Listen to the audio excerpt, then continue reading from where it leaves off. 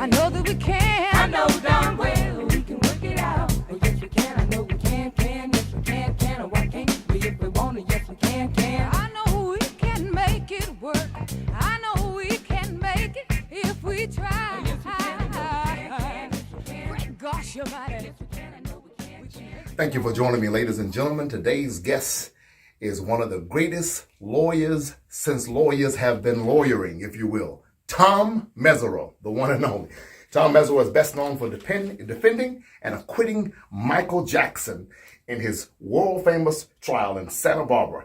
Michael was acquitted of all 14 counts. Listen, ladies and gentlemen, 14 counts of child molestation. Tom grew up in New York City, or the New York area, I should say. He graduated with honors from Harvard University, earned a Master's of Science degree from London School of Economics, believe it or not, and his law degree from University of California, Hastings College of Law. He founded and manages the Mesereau Free Legal Clinic, which is of interest to many people, for people who are poverty-stricken and cannot afford high-powered lawyers such as himself. He's represented the rich and the famous, such as Bill Cosby, Wesley Quick, Terry Bonner, Larry Carroll, and on and on and on, and he won most of those high-powered trials. Tom, again, as I said, is one of the greatest lawyers in the world, hands down. Unless Johnny Cochran was living, Tom would be the only guy I would want to represent me in a murder trial, if you will. Before we bring Tom on, I do want to ask all of you to help us to sponsor this podcast. Believe it or not, you can produce a high-powered podcast such as this from home, and you can almost do it alone. But what you can't do is house the homeless and feed the hungry without help. I'm not going to spend 35 minutes begging people. I'm just going to ask those of you who are so inclined, would you please go to yeswecanworshipcenter.org, scroll down, click donate now. Your donation, whether it is $100,000, $10,000, or $5, will help us house the homeless and feed the hungry. Let's get ready for the one and only Tom Mesereau. Take a look at this. Thank you for joining me, ladies and gentlemen. Yes, we can with Pastor Sherman D.Manning. As I said earlier, we have one of the greatest lawyers on planet Earth, the one and only, Mr. Tom Mesereau. Mr. Mesereau, welcome to the show. Thank you very much, Pastor Manning. It's an honor and a privilege to be on the show, and thank you for inviting me. I appreciate it. Okay, of course, most of my viewers will already know who you are, but just, if you don't mind, tell me who you are. My name is Tom Mesereau. I'm a criminal defense lawyer. I defend people who are charged with various forms of criminal conduct, and I make the system work, and I try to humanize people and give them their freedom, which others are threatening to take away. Wow. Tell me this. You've done hundreds of thousands of interviews. Probably you don't get asked this question a lot, but can you tell me something about your mom and dad? Tell me about your parents. Who are they? Who were they? My father's name was Thomas Arthur Mesereau. I'm Thomas Arthur Mesereau, Jr. Mm-hmm. He was a West Point graduate, United States Military Academy. He was an All-American football player. He was a heavily decorated parachute battalion commander in World War II in the Philippines. He was on the battleship Missouri during the Japanese surrender, and he participated in the occupation of Japan as an aide to General Douglas MacArthur. He was an assistant football coach at West Point, and he was in the restaurant business at various levels, private and corporate. My mother was born in New York. She was a beautiful, wonderful woman. She just directed me so well through life, always encouraged me, never gave up on me, no matter what trouble I got into. Her father was an Italian restaurant owner in Manhattan at 48th and Broadway in New York City. Mm-hmm. She was creative. She was unconventional. She was just unpredictable. She was courageous and a determined person who inspired me very much. Both my parents did many, many nice things for me. I love them both and appreciate everything they did. Wow. And what was your mom's name again? Luisa, Luisa. Okay. And let me ask you, did they live to see you become the successful attorney that you've become? Did they get to see any of that? My mother did. My mother was alive during the Michael Jackson trial. She was at an assisted living facility during the verdict, and she did live to see it, and I'm so happy she did. Wow. And you say that she was unpredictable. Is that where you get your trademark unpredictableness during trials, as I've read? That's certainly where I get some of it for sure. Okay. She would never take no for an answer. She had severe health problems when she was young that almost took her life. Mhm. She became very determined she was going to restore her health. She began to not trust doctors so much, and she was one of the first people in the history of the state of New Jersey, where I was raised, to open a health store. And she then moved to Southern California, and she would freely just give advice to people who had emotional and physical problems like she had had. And she was really one of a kind, wonderful woman, and I loved her very dearly. Wow. And, you and I first spoke in 1995 before you were half as well known as you are now. So we've basically known each other for 28 years telephonically. I went back and reviewed the record the other day. Let me ask you, what made you, because I see where you have a degree in economics also? I have a master's degree from the London School of Economics in London, England, in international relations. I studied economics. I also studied international affairs. So when did you settle on, I'm going to be a lawyer? When did that happen? My father didn't go to law school. As I said before, he went to West Point, the United States Military Academy. He took some law courses, and he always encouraged me to consider law school. He always said that if you don't know what you really want to do, he said, go to law school because it preserves a lot of options. You can go into business, you can go into law, you can go into government, you can go into politics. There's so many things you can do, and you can find where you really belong much more easily with a law degree. So I took his advice, and it was the smartest thing I ever did. I was a corporate lawyer, I was a civil litigator, I was a prosecutor, and it took a little while for the light bulbs to go off and for me to realize criminal defense is your calling. It's more than just a job, it's a calling, and I'm very lucky I found it, and it's been a wonderful career for me. Wow, it's a small world. I was interviewing attorney Richard Hirsch, and he was saying that I forget the particulars of the story, but when he was trying to decide what he was going to do, someone yelled out, try law school, because same thing your father said, it opens up a lot of avenues and options and things of that nature. I also am familiar with the fact that you used to have, or maybe still have, a free legal clinic. Can you tell us what that's all about? Well, starting in the early 90s, I was attending First African Methodist Episcopal Church, FAME, in South Yes. Los Angeles. Right. And I attended that church primarily because of Pastor Cecil Murray, who was one of the most inspiring, brilliant people and leaders that I've ever seen. And I used to volunteer at the First AME Church Free Legal Clinic. I then started volunteering at other legal clinics. There were clinics dealing with black males in the justice system at Crenshaw United Methodist Episcopal Church. There were clinics at West Angeles Church of God. I started volunteering for different projects for various civil rights groups in South LA. And at one point after the Michael Jackson verdict, my name was fairly big out there. So I decided to start the Mesereau Free Legal Clinic. We had a wonderful board of directors from local volunteers. It was a clinic that basically attracted lawyers, law students, college students, activists, people who care about the community. And we would meet on weekends, and we would offer any kind of advice we could, depending on what volunteer lawyers came to the clinic. And we did a lot of good. We would give advice on probate and wills, on marriage law, marital law, on criminal law, on civil litigation, auto accidents, you name whatever it is. Whatever we could help, we did. And we always invited people to come back. Our feeling was that at least you'll get somebody to talk to. Right. Because people would come in with feeling hopeless, nobody would help them, and at least we could talk to them. Sometimes we help them, and sometimes we solve their problems. But I'm a great believer in free legal clinics. If you look at what a free legal clinic is, nobody loses, everybody gains. The people that need assistance and direction and information, they gain. The people who give it, look what it does for their souls, their hearts, their spirit, their outlook on life. I mean, nobody loses in this type of situation. And I'm a great believer in free legal clinics. The pandemic knocked us out for a while. Right. We're trying to restore, at least on a Zoom basis, what we had before the pandemic. But as you well know, Pastor Manning, the pandemic just scared a lot of people from coming to communal locations, and it just set the whole world on its head. So we're still responding from it. But I'm a great believer in free legal clinics, and I think every church should have one. And we have documentation. We have documents that will tell you how to organize. We used to not have a competitive or proprietary position with our clinic. We always invited people to come from other churches. We'd show them how we do it, and everybody benefits. Wow. Well, I'll have to look into that. And you're correct. The pandemic, I don't want to go off on a tangent regarding what it has done to the church and how many people have not come back to church. And I think that we might lose some of them.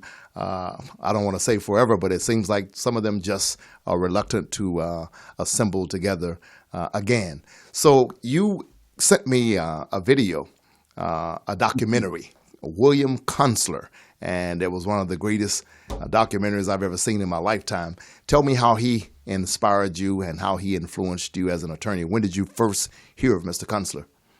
Well, I heard of Mr. Kunstler when I was a teenager in the 60s, and he was one of the more visible civil rights lawyers. He was an activist. He was a revolutionary. He was a very, very combative, courageous, attack dog criminal defense attorney. And he had a belief that all minorities are up against it in the justice system, that no minority member is going to get a fair trial. That was his outlook. Right. And he decided to try and compensate by being extremely aggressive, extremely technical, extremely outrageous at times. And he was a warrior.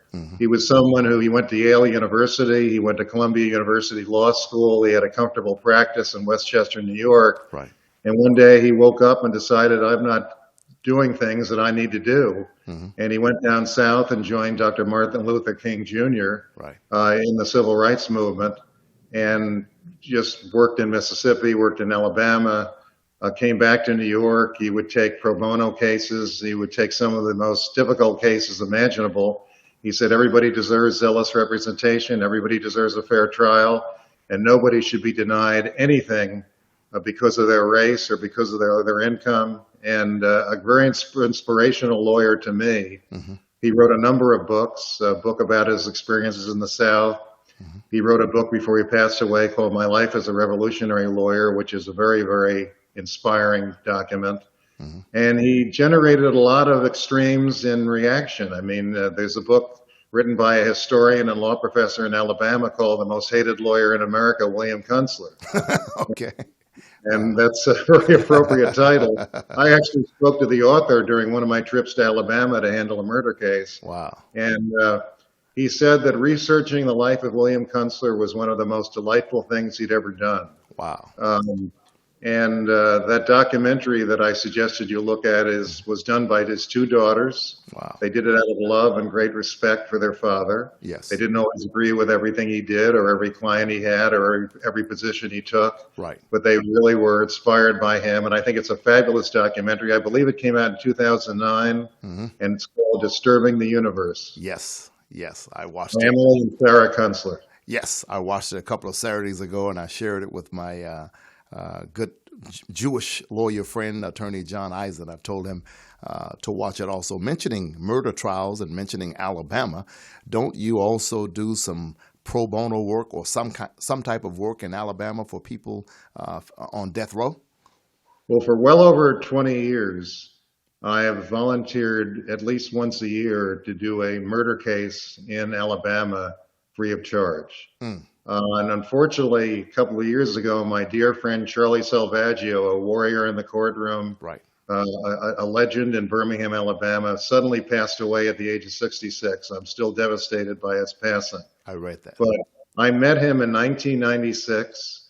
I was called by a lawyer who does a lot of death penalty work, who said that two white lawyers in Birmingham were defending a homeless black man charged with murdering a beautiful white girl from a prominent family in a professional part of town where people in graduate school, young professionals used to congregate. And there were a lot of racial overtones to the case. They were getting death threats, and they heard about me and they wanted to meet me if I was interested. And I got on a plane, flew to Birmingham, met the two lawyers, Charlie Salvaggio and Wilson Myers, and we agreed to defend this homeless man. And we acquitted him. And there was a lot of commotion. Charlie started getting death threats on his machine. Right. And in true Charlie fashion, he went to a local news station for an interview and played on the station the death threats he was getting, and pulled out a gun and said, "You know where to reach me." Yeah, I saw that. I And, read that. and his life was a life of tremendous. What's the word? I mean, he just was one of a kind. Wow. He believed in justice. He believed in trials. Every trial he did was like the last trial he'll ever do, and the most important trial he ever did. Wow. And he was a very interesting, complex fellow. He was Italian. He grew up in a largely black project in a very poor part of town. In those days, he told me, the rednecks would refer to Italians as well as blacks with the N-word. Wow. And his father abandoned the family. There were 4 kids. His mother used to work as a waitress morning, noon, and night. Come back at 11 o'clock to do the wash. She couldn't afford a washing machine. Sometimes they were out of food. They would knock on doors for help. He never liked mashed potatoes because he ate so many mashed potato sandwiches for lunch when he was growing up because they had no other food. Wow. And he was self-made. He worked as a construction worker, a truck driver, a roofer. He sold vacuum cleaners. He was a computer programmer, and then he saved money, went to a local liberal arts college, highly respected, was admitted to Harvard but had no money to go. Then he went to a local law school and became the best known criminal defense lawyer in Birmingham and my dear friend. And so for over 20 years, I went down every year, at least once, and did a murder case with him, many of them death penalty cases. I didn't do appellate work, I did trial work. Right. And we had some very high profile cases in the Birmingham area. I also agreed to do a death penalty case free in Mississippi, the only case I've done in Mississippi. And Charlie and Wilson joined me pro bono to help this young man who was facing execution. And we got a good plea bargain on the eve of trial. He needed psychiatric help. He'd been in a number of institutions. Right. And the death penalty was off the table. And he basically agreed to life with the possibility of parole, and they would give him therapy and treatment. So I had a wonderful, wonderful time going down south with my friends. Unfortunately, Charlie just passed away, and Wilson has left Alabama to be a public defender on an Indian reservation. Oh, wow. Now, these are special human beings. Yes. Very few lawyers have their idealism, have their courage, they're incorruptible. They are great lawyers. They make the system work and they make the system proud. And it's been an honor for me to know them and work with them. But that's in limbo a little bit now because of Charlie's sudden passing. Right. Right. So you've got to regroup and figure out what to do about Yes. that. Okay. Mentioning regrouping, ladies and gentlemen, we'll be right back after this. Thank you for joining me. Thank you for joining me. We'll get right back to that powerful interview with the modern day Clarence Darrow, the one and only Tom Mesereau. Ladies and gentlemen, those of you who are watching me, Yes We Can Worship Center is the only church in this city that houses the homeless and feeds the hungry every day of the week. I am asking every lawyer watching me, every pastor, every law student, every law professor, please stop what you're doing at the end of this show. Go to yeswecanworshipcenter.org. Scroll down, click donate now, send your donation. No donation is too large, no donation is too small. Some of you are in a position that you could help us with $25,000, $50,000. Some of you could do $500, whatever you can do. Let's help get people off the streets. Los Angeles, Skid Row area looks like a third world country. The person who can make a difference is you and me. Please help us today. Now let's get back to this interview with Tom Mesereau. A crazy question for you, Mr. Mesereau. If you were charged with murder right now in Los Angeles, who would you hire to defend you? Well, there are a number of lawyers that I think are tremendous. Who I would hire would depend on the situation in a atmosphere that's constantly changing.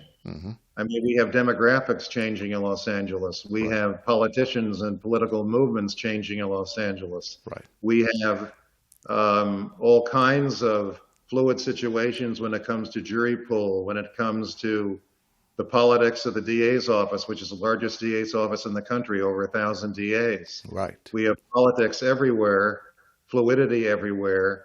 seas of change everywhere. And I guess a lot of the circumstances would depend on what I was charged with, what they said happened, who their witnesses were, what their theories of guilt were. There's so many things I would have to put into that.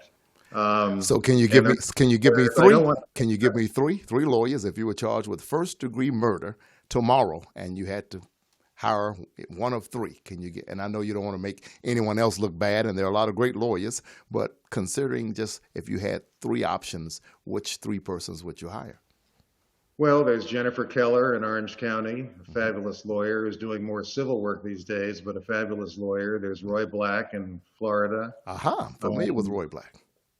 Pardon me? I say I'm very familiar with Roy Black. Yeah, Roy Black's a great lawyer. Just got an acquittal in one of the Varsity Blues, a white collar case in federal court. Right. There are many, many other lawyers Okay. that I would consider. It would depend again on the situation, which would be complicated and fluid. And the But these are two lawyers that I have always admired. Mhm. They've been mentors to me, and they're still getting great results in court. Any opinion on the great person that your hair sort of resembles a little bit, Jerry Spence? Do you have an opinion on him? Well, Jerry Spence was a great lawyer for sure, and Jerry Spence wrote some invaluable books, all of which I devoured Yes. earlier in my career, and I still enjoy reading one once in a while. They're great books, and he also did a lot of videotapes and audio tapes and how to try a case Mhm. before the high-tech period that we're living in now, and Right. I used to look at them, and anytime I could study him, I would. I have to say that he's been critical of me in a bunch of cases, and I think he was proven wrong. Okay. He was critical of some of my tactics in the Robert Blake case, and he was certainly critical of my tactics and strategies in the Michael Jackson trial. Okay. But that's okay. Reasonable minds can differ. He's been a great lawyer, and I think he's in his 90s now. I think he lives in Right. Wyoming. But the man made amazing contributions to the profession. His books are filled with wisdom. I don't agree with everything I read, but I agree with most of it. Right. And he's written some books on how to try cases that are just invaluable. Now, mentioning Robert Blake. Now, I thought Schwartzbach ended up representing him. Gerald something. Gerald Schwartzbach tried the case. I represented Robert Blake at one point. Right. We had a 3-week televised preliminary hearing, Hmm. which people thought would last 3 days. I turned it into about 3 weeks of cross-examination and got him bail on a murder with special circumstances case, which had never happened over prosecution objection before in the history of California. Wow. And he was charged with murder with special circumstances, which meant potentially he could be facing death. Right. I was his lawyer then after that for approximately a year. And then we were in the middle of picking a jury, and there were some issues that came up between us. Hmm. Jerry Schwartzbach took over the case and got an acquittal, did a great job. Mentioning that preliminary, and I won't go into details, but I remember having a conversation with you in 1995, and you had stressed to me even then the importance of preliminary hearings and how you had this interesting view on. And so when you say you did a preliminary hearing for 3 weeks, that just sort of shows that you haven't changed that. That's one of the Mesereau doctrines, I guess. Well, what happened was right before the preliminary hearing in the Robert Blake case, I received a call from the trial judge's clerk, Hmm. and they wanted to know if I had an objection to cameras in the courtroom. Hmm. And I thought about it, and I said, I think I'm going to do a bang-up job at this preliminary hearing, and I don't think anyone expects it because I'd come in without a lot of time, Hmm. and there was more investigative material in the case than the O.J. Simpson case. So I said, no, I don't object. I knew the district attorney's office had a written policy. They don't take a position on cameras. They don't support them, and they don't object to them. Okay. So I knew if I didn't object, they would probably come in, Okay. unless the judge had a problem, and the judge didn't. Right. So basically, cameras went in the courtroom. I was able to knock their witnesses around a lot, Hmm. and public opinion on court TV, which was televising the preliminary hearing, Hmm. changed from 80+% thinking Mr. Blake was guilty to 80+% thinking he was not guilty. Wow. And when he got bail, it was a big moment. Mm. And it gave me a bit of a national reputation, which I'm very grateful for. And one thing led to another. The Michael Jackson people saw the preliminary hearing, and at one point, as I said before, Mr. Blake and I had a falling out during jury selection, which happens in cases all the time. Right. And I ended up defending Michael Jackson after that. Right, right. Trust me, I know that a person can change lawyers, and it doesn't mean that the lawyer is wrong or the person is wrong. Sometimes things happen. And I did want to ask you that question because I know you can't be specific, but I've seen a number of cases, Suge Knight, et cetera, where you've represented guys and then suddenly you will leave the case. I'm asking you a very general question, again, knowing attorney-client privilege, et cetera. What are some of the reasons an attorney would end up leaving a case? Well, there are many different reasons. Sometimes you just don't get along with the client. Sometimes the client has listened to other lawyers who are giving advice that you don't agree with. Right.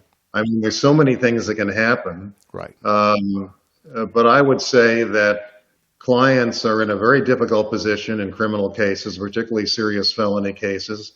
They're under tremendous stress and pressure. And there are a lot of people trying to whisper in their ear all the time as to how they would do it and how they would do it differently. Right. And sometimes the people whispering in their ear are sincere and professional, and sometimes they're not. They're just manipulative and greedy and want the case. So Right. anything can happen. Yes. You know, you take any criminal case, and there's never been another case like it. Right. There's never been another case that has the chemistry that's operating between the judge, between the prosecutor, the defense attorney, eventually the witnesses, the jury. So every criminal case is unique. The chemistry is constantly changing and fluid. And the stress level is tremendous for the clients. So you can understand why they might say, I wonder if should listen to my lawyer or I should get other advice too. And sometimes their advice or what they want differs from what the attorney wants. There are all sorts of ways the relationship can end. And I'm not being specific to any case at all. Right. You look at all these cases, Menendez, O.J. Simpson, Right. Michael Jackson, you look at all these cases, you'll see a fluid situation with lawyers coming and going. Right. And again, it comes to many things: communication, what advice they're getting, what clients think about how they're being represented. Right. You never know who's whispering in their ear, and there are many things that can cause a rift. Well, I'll go out on a limb and admit to you that I always thought two things about Suge Knight. I thought the biggest mistake he ever made was losing you as an attorney. And I also had this opinion in my head, Mr. Mesereau. I believed that Suge Knight wanted to bribe some witnesses, and you found out about it and you quit the case. Have you ever heard that rumor before? I have not heard that rumor before. I'm not going to comment on the Suge Knight case. Right. I'm just not going to comment on anything like that. Right. Well, I wish he had kept you, and I think he would have done a lot better. What did you think about Johnny Cochran, Mr. Mesereau? Johnny Cochran was the greatest trial lawyer I ever saw. And what made him so great?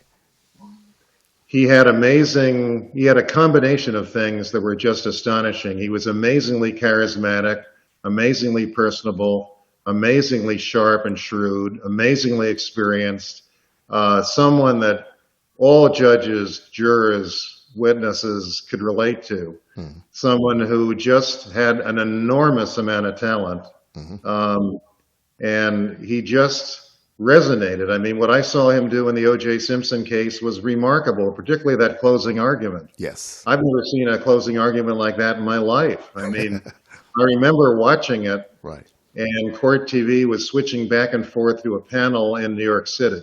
Right. And they had a panel of some defense attorneys, some prosecutors, some professors, and one of them was the district attorney in one of the counties in New York.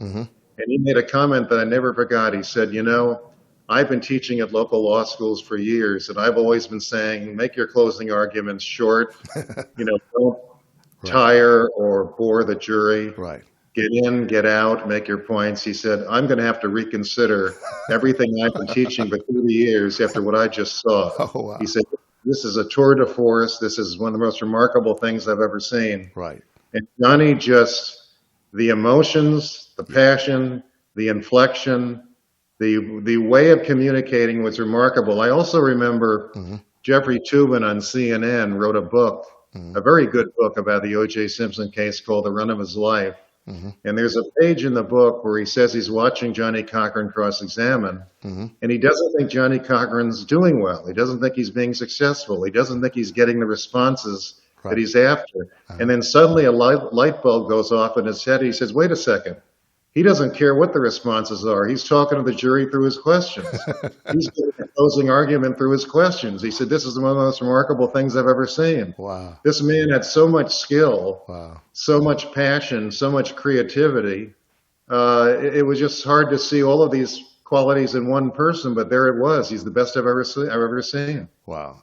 I can still hear him now. Truth may be out there on a scaffold, and wrong may be in here on the throne, but that scaffold sways the future, and God watches above the dim unknown, and he will be watching you as you render your decision. Do the right thing. Find him not guilty. Still remember that from the. I probably watched the close maybe 20 times in my lifetime, but you're right. He was an amazing attorney. Have you seen anyone other than yourself who comes close to being that effective of a trial lawyer? Well, I don't talk about myself as effective. I don't compliment myself. I mean, to me, one of the greatest things about being a trial lawyer is you're always learning, and you're in a creative process that you never totally master. If there's anyone I don't want to listen to, it's trial lawyers who think they know everything, Right. and think that all they have to do is teach others this great fountain of knowledge they have. To me, you're always learning, you're always experiencing new things. Every case is different. And so I don't flatter myself like that. I just don't do that. But Johnny was the best. Johnny inspired me to consider ways of behaving in the courtroom and ways of handling cases that no one else did. Mm-hmm. And he generated a lot of jealousy. Right. There was a lot of envy by other criminal lawyers, who didn't like the fact that he'd become so famous and so successful. Right. But he had a humility, he had a decency, he had a sense of humanity, he had an ability to communicate and relate to people, and a likability and a shrewd mind. I mean, what a brilliant mind he had for what he did. And he could walk into civil courtrooms, criminal courtrooms, you name it, and he would be just as effective time and time again. He was the greatest, and I suggest that all young lawyers read his books. Mm-hmm. Yeah, Journey to Justice. I read that, and I'm trying to think of the long. A Lawyer's Life. Say A it Lawyer's again? Life. Yes, A Lawyer's Life. Right, I read that one also. So let me ask you this: it is the day, it is the opening day of the Michael Jackson trial, which is more than the trial of a century, the trial of our lifetime, I guess. And when you walk into the courtroom that morning, what are you thinking? Are you nervous? Are you excited? Are you adrenaline is flowing? What's going through your head? Well, that's an interesting question. You wake up, you've certainly been preparing for a long period of time Mm-hmm. for this first day. Right. And, hopefully you're professional enough and under control enough to take it one day at a time, Mm-hmm. to do your best from start to finish, to get into bed that night and say, "Dear God, just thank you for your guidance and keep me going." Right. And I didn't let anything overtake me in a heavily emotional way. I just said, "I'm a professional. This is what I meant to do. My client's innocent. I don't care if the world's attacking the client. I'm going to defend him with every ounce of strength and intelligence and the passion and emotion I have." Mm-hmm. So I got up. We went to court. We had to appear in front of the judge on some preliminary matters, and then we got into jury selection. And one thing led to another. I basically didn't overthink things beyond that day. Mm-hmm. I mean, strategically, you may have an overall plan, Right. and you may have tactical steps you take in pursuit of that plan, and you're thinking long term that way. But to me, every day is a new adventure, a new day. I lived like a hermit. Mm-hmm. I was in my condo in bed at 7:30 or 8 o'clock every night. Mm-hmm. I wasn't going to be seen in a restaurant or a bar or a hotel lobby because I figured the media would try to set me up and put me in a bad light, etc. Right. My alarm went off at 3 o'clock every morning. Mm-hmm. We had staff who were working around the clock. They were updating witness books. Mm-hmm. They had a key to my condo. They would open the door at 2, 1, 12, whatever it was, Mm-hmm. and drop updated witness books at the foot of my stairwell. Mm-hmm. So when I got up at 3 in the morning, I would look down the stairwell and see all these binders.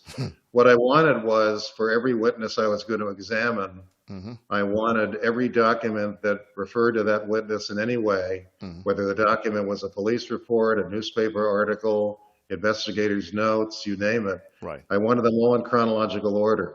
So for some witnesses, I'd have 25 volumes, for some I'd have 2 volumes, whatever it was. Right. And I would get up at 3 o'clock, get to my coffee pot, get dressed, and just work for 3.5 hours before I went to the courtroom.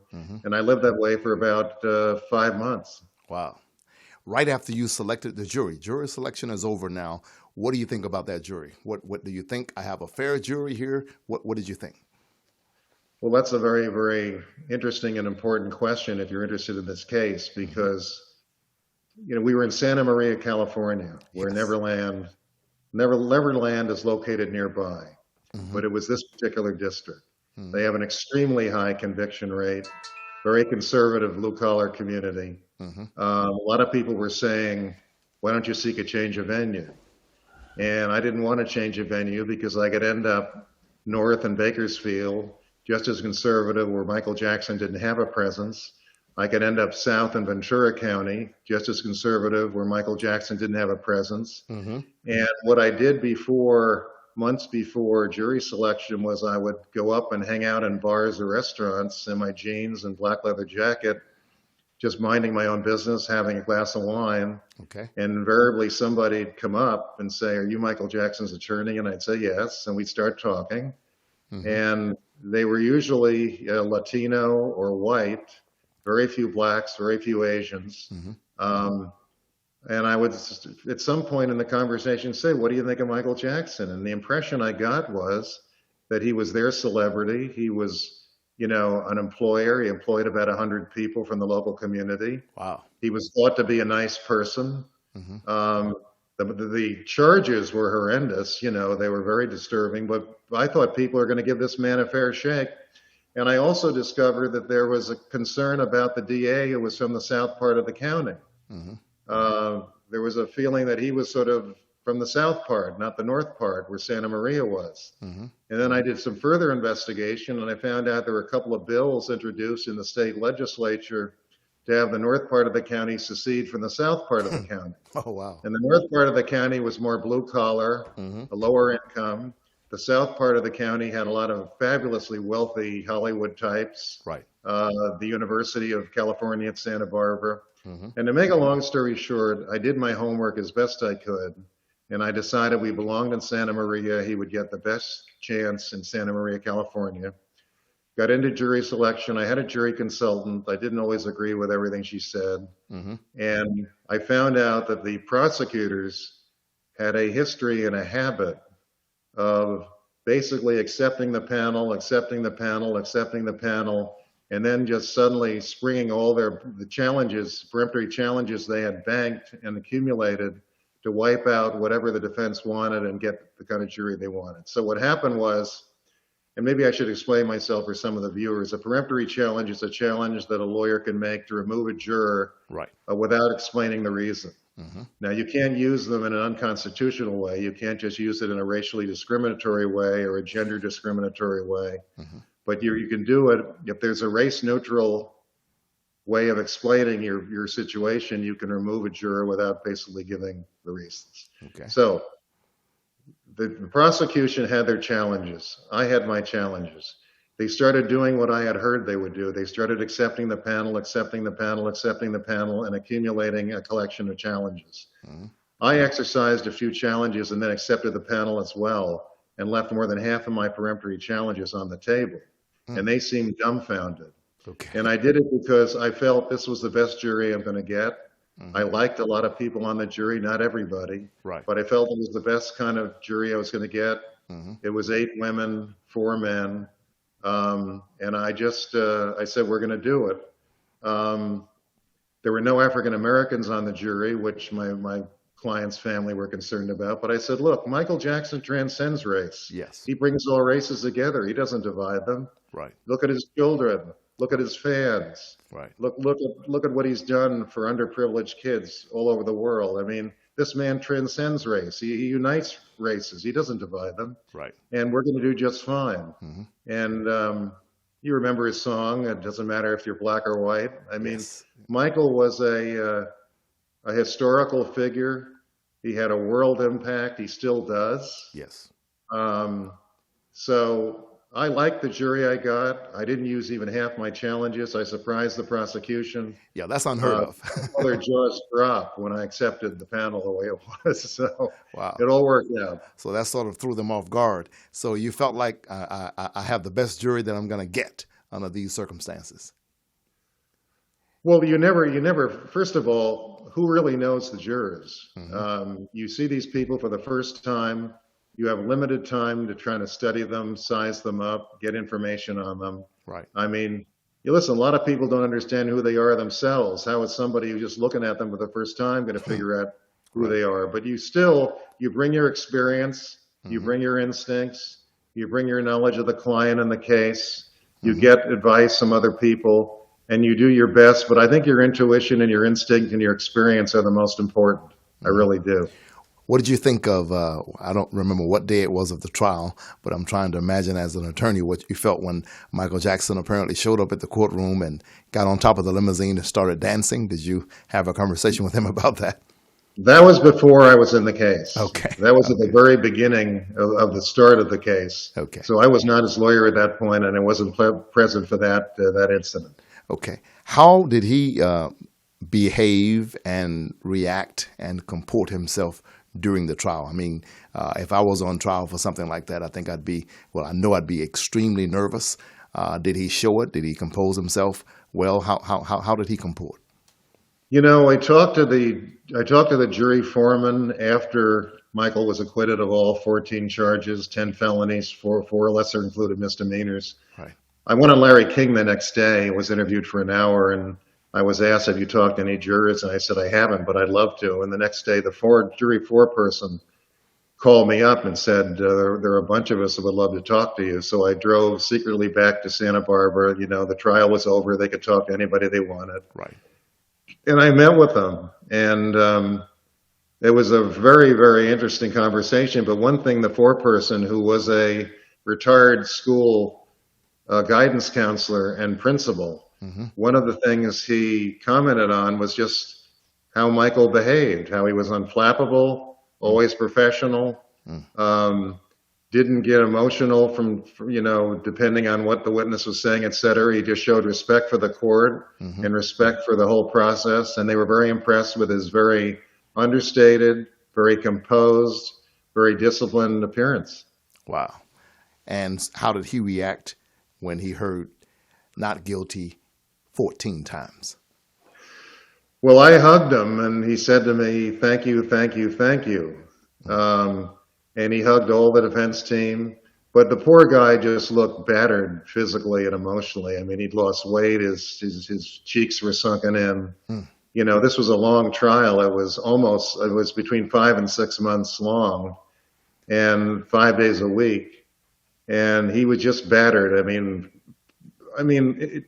not only was Michael not the kind of person that could sit in a courtroom like this for month after month after month, but Michael was being labeled a mob conspirator. I mean, they were saying he led a conspiracy to abduct children, to falsely imprison a family, to commit extortion. And I mean, if you know Michael, how sensitive he was, how intuitive he was, how kind he was, how humane he was, to sit there and hear them throwing these accusations at you, he wasn't built for this kind of thing, in my opinion. And it just drained him physically, it drained him emotionally. He had trouble sleeping, he had trouble coping with this, and I think he just couldn't believe he was listening to this kind of crap. Right. And then the horrible charges about him molesting people and that kind of thing. He was like, what is this? This is nuts. Right. And fortunately, the jury did their job. They weighed the evidence very carefully. They saw through, these ridiculous charges, and they acquitted him 14 times. He was indicted on 10 felony counts, but the judge instructed the jury that on the last 4 felony counts, if they acquitted him, they could consider a misdemeanor count. And they acquitted him of both. Wow. So 14 not guilties. He was very grateful, very drained. I went to Neverland after the verdicts, and he was actually in his bedroom, just exhausted.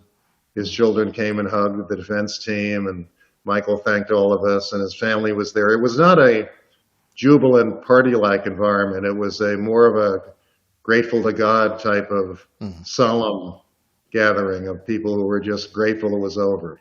Wow. And what type person, if I may, what type person was his mother? Did you have any dealings with her, Catherine? She was a lovely person, just a giant of a person. Her character, her spirituality, her belief in God, her faith that Michael would prevail.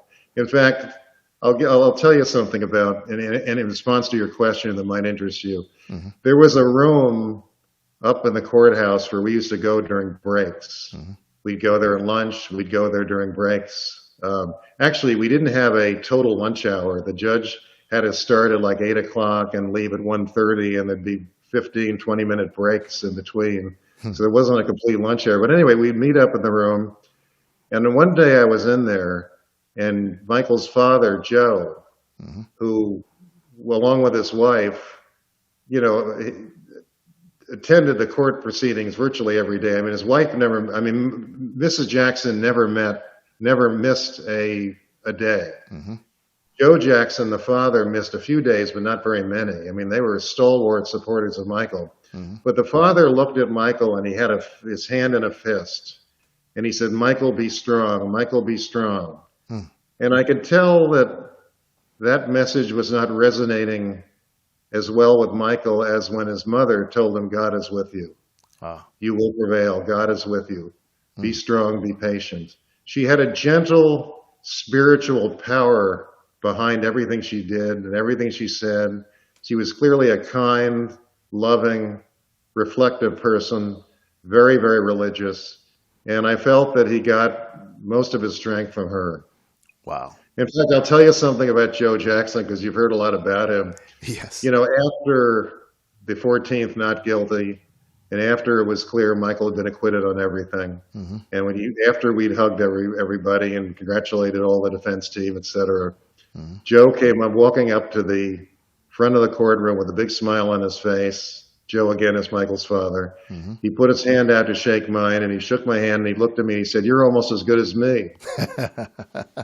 Okay. Believe it or not, Mr. Mesereau, I met Joe Jackson in Atlanta, Georgia, with my mentor, Reverend Hosea Williams. I mean, I feed the hungry through my church, and I got my feeding the hungry spirit, if you will, from Reverend Hosea Williams, who was Dr. Martin Luther King Jr.'s chief field general. But Joe came to one of our Feed the Hungry programs about 3 days before we were getting ready to do it, and we fed 30,000 people that year. And Joe asked Reverend Williams, "How much money have you raised?"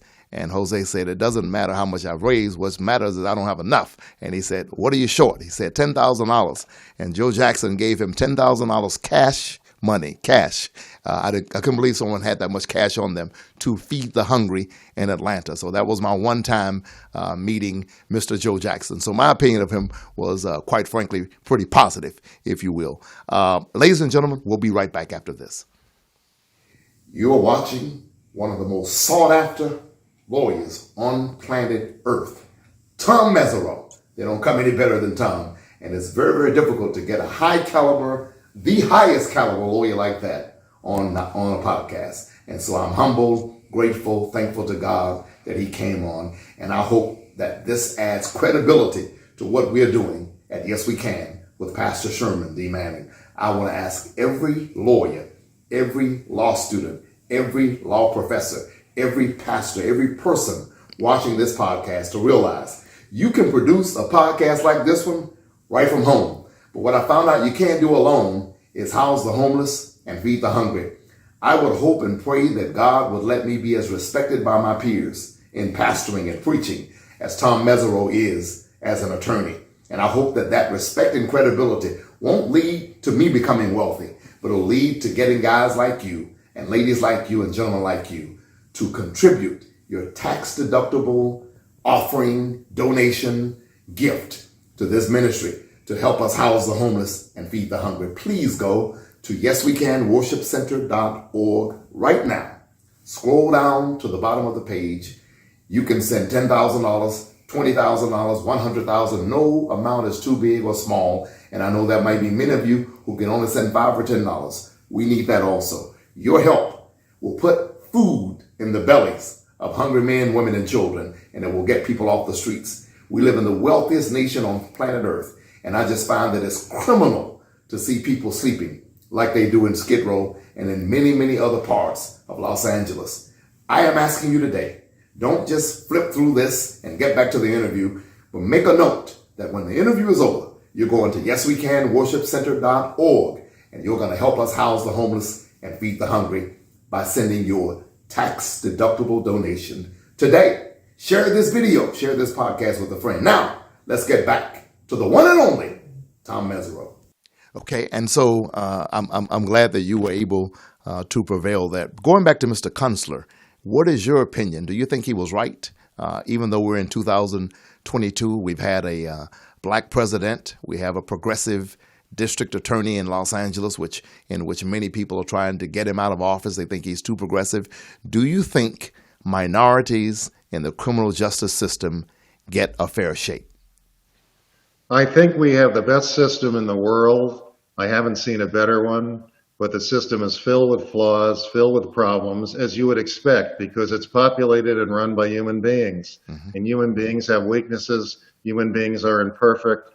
Human beings are sometimes blinded by ambition, by greed, by any type of emotion you can think of. So my response to that is, unfortunately, human beings try to look down on somebody. They don't always know they're doing it. Sometimes the worst kind of racism is subconscious racism as opposed to conscious racism. But because humans have a certain tendency to want to think they're better than someone, to look down on someone, to put someone's needs and hopes and dreams, on a lower level, I think minorities do pay a price in the system, and that price is inequality, lack of being valued the way others are valued. And I think it's something we'll never defeat. It's something we always have to be aware of and always have to be conscious about and do our best to rise above. Right. We can only ameliorate it. We can't cure it. Joseph in the Bible in Genesis chapter 30 is my William Kunstler, if you will, because I went to prison like Joseph went to prison. And what you just said brought something back to me. I found it just asinine. And I'm going to put this in my new book that I'm writing right now called Jail. And that is, they're in prison, Mr. Mesereau. Talk about people finding some kind of way to look down on someone else. There was a building, Building 8, New Folsom State Prison, and it had 3 sections, A section, B section, C section. It fascinated me that the guys who resided in A section, in a state prison, in a jail, in a concrete cell, considered themselves better than the guys who lived in B and C section because they waxed the floors and kept it a lot cleaner than the other guys. And the guy who did most of the waxing was a former police officer. You could Google him. His name was Richard Ford. They call him Doc. Eric Menendez was also in that section. He and I were porters. We were tier tenders together. And we would always debate about the foolishness of them, Eric and Ford, thinking they were better than the other guys who lived in B and C. And of course, they wanted me to move to A section because I had a little bit of money, but I always refused to do so. But I just remember sitting to myself thinking, we're in jail. We can't get out. Society thinks that all of us are predators and no good, and we have the nerve to discriminate against one another based on where a person resides. But I think you're correct. We will never totally eradicate that as long as we're dealing with human beings. I know you don't brag, and you're not arrogant, you're not cocky, and I like that about you a lot. But I do have to ask you, most of us engage in self-analysis, even as a pastor. Preaching is very important to me. I'll go back and watch my sermons and say, I could have done this better. I should have done this. I'll critique myself. What do you think is your strongest trait, even though you're as humble as you are, as an attorney, so far as a trial is related? Do you think you're a master cross-examiner? You think you're a closing argument? What is your best trait as an attorney, so far as trials are concerned? I try my best to humanize the person I'm representing, to, first of all, learn who the person is from a human standpoint, and then try and figure out a way to communicate that in the courtroom in an effective way. I also think I'm creative. There are a lot of things criminal defense lawyers are taught, and many criminal defense lawyers follow those rules in an inflexible way. There are so many assumptions that criminal lawyers pass on to new generations that are then repeated in the courtroom almost in a rote kind of mechanical way. Right. I've always been the kind of person that tried to figure things out as best I could myself after studying very intensely what other lawyers were doing and why they were doing it. For example, in the Michael Jackson case, I got up in my opening statement and I told the jury I would prove the man was innocent. And I told them to hold me to my contract. When this thing's over, I'm going to prove to you he's innocent, Right. or words to that effect. I was immediately criticized all over the country for I read assuming a burden of proof. Right. When the law says you don't have any burden of proof, all you have to do is show reasonable doubt. Right. Well, my feeling was that Michael was being so vilified all over the world. The press and the media were so punishing on him, so mocking of him, so degrading of him. I said, look, I can't just get up there and talk about a presumption of innocence or the burden of proof the prosecution has or what reasonable doubt is. I have to get up and let them know the truth is on our side and we're going to show it to you. We're not afraid of it. So I assumed a burden right in my opening statement. I think sometimes criminal defense lawyers get too scared of their cases. I've put clients on the stand a lot more than most have. In fact, I probably have put clients on the stand more than anyone I know in every kind of case, white collar, non-white collar, murder, you name it. Right. I think sometimes, if you look, let's take a piece of evidence that looks very, very damaging to the defense. Right. And in my opinion, there are three things the defense lawyer can do with that piece of evidence. And we're speaking theoretically. He can pretend it doesn't exist. Okay. He can find a slimy, tricky explanation for it. Or three, he can turn it to the defense's advantage. And the greatest criminal defense lawyers do number three. Okay. They don't ignore it. They don't find a slimy explanation for it. They turn it to their advantage. They find a way to do it. And they don't run away from their case. They embrace their case. They don't act like they're afraid of it. They're actually totally unafraid of it. So I think every convention that gets passed down to criminal defense lawyers is probably meant to be broken in one form or another at certain periods of time. Right. The best, there's a reason why some are better than others. Right. I mean, if you assume that everybody's bright, Right. everybody's well educated, everybody's experienced, everybody's tried cases, what is it that makes others often and sometimes just consistently better than others? Right. I think it's humanizing their clients. I think it's creative decision making in the courtroom. And I think it's a willingness to break the conventional rules. There you go. And that describes humbly my style of preaching. I was taught to be an expository preacher. And I just